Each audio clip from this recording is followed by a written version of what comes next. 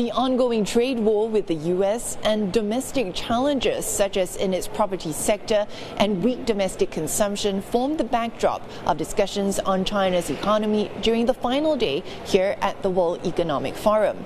China's leaders remain bullish, but economists have been mixed about whether the country will achieve its GDP growth target of around 5% for this year.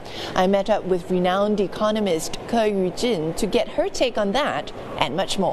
There's a real dichotomy between what's happening at the macro level as opposed to what is really happening on the micro level. And so whilst I believe that the 5% GDP targets could be hit by outperforming exports, sustained fiscal stimulus, that doesn't really solve the endogenous problem of the micro level of sustained low confidence and low private consumption and investment. The other dichotomy is that you have this absolutely thrilling technological ecosystem and the great achievements that's happening, marked by DeepSeek, but by many others, but as opposed to the softness of the economy, which is still persisting. What is the reason for this dichotomy, you think? I think that the government is trying to do a lot on the support side, but the economy itself has not really picked up or has created that engine to sustain the impact of the stimulus because we are really in a transition period from old industries into new industries, higher end manufacturing, leading edge technologies, and what that means for the economy, of course, that's going to take time, but also the effects of the stimulus is just not as strong as it was 10 years ago.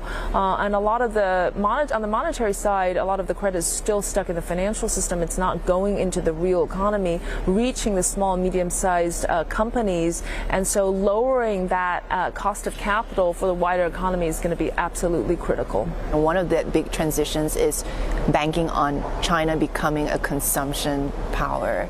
But there still seems to be this gap because, like you mentioned, it's a confidence issue. So how can that gap be bridged? Well, if we were going to talk about consumption, we need to talk about jobs, right? Where are the jobs going to come from? We need to talk about social spending on things like Social Security, healthcare, education that make people feel more secure. We need to talk about moving from supply-based policies into demand-based policies and really incentivizing local governments who are in charge of the local economy to really be pushing on the consumption side. And the consumption of actual goods is actually not low at all in China. By some statistics, it's near the levels of consumption of goods of Americans. I think the big opportunity here is in services, both for the job reason and for stimulating additional consumption.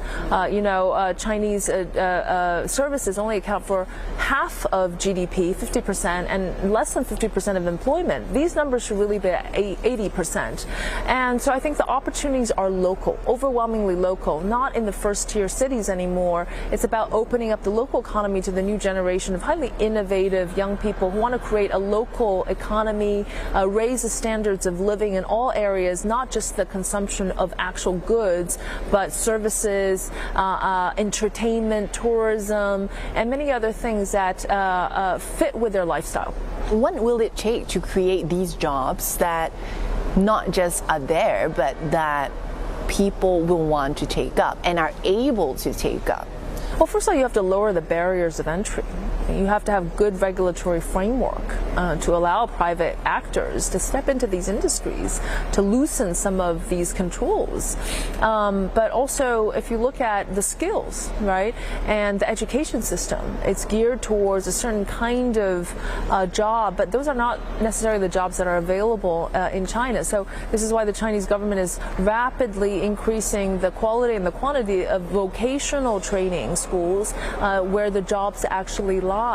I think if you give a little bit more opportunities, we're talking about finance, I still think that this is at the critical core of the economy and technology.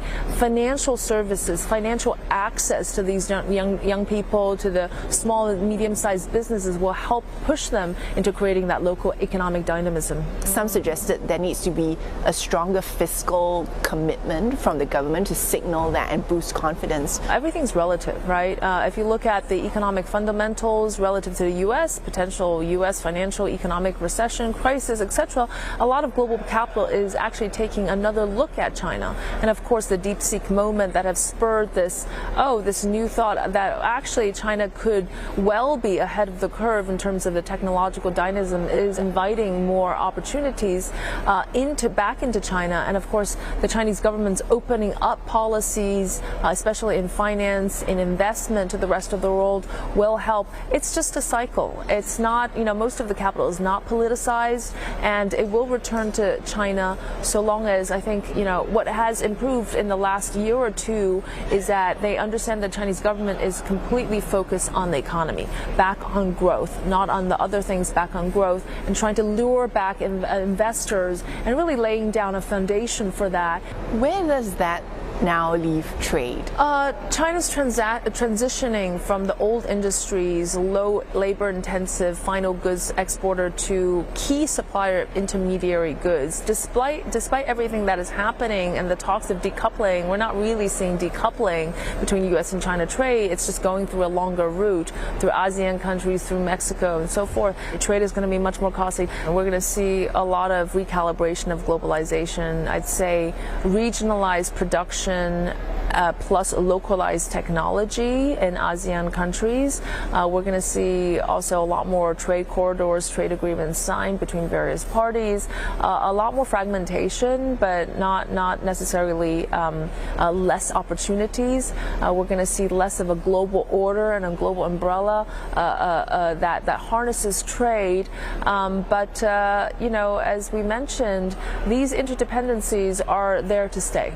How much will the geopolitics factor into this long-term plan? The internal economic challenges are still the primary challenges for the Chinese economy. So I think the stimulus policies are still very internally driven. I think we could expect a lot more coming in an elaborate, deliberate, calibrated manner, as the Chinese government likes to plan these things. But is the time now? The time was yesterday. But it's not too late yet. Really the challenge is how do you sustain? How do you sustain the effects of stimulus? And I do want to come back to the issue of jobs, create jobs. And China's economy will continue to be closely watched as it gets ready to draw up a new 5-year plan from next year, setting out its economic and social goals amid a rapidly changing world. Olivia Siong, CNA, Tianjin, China.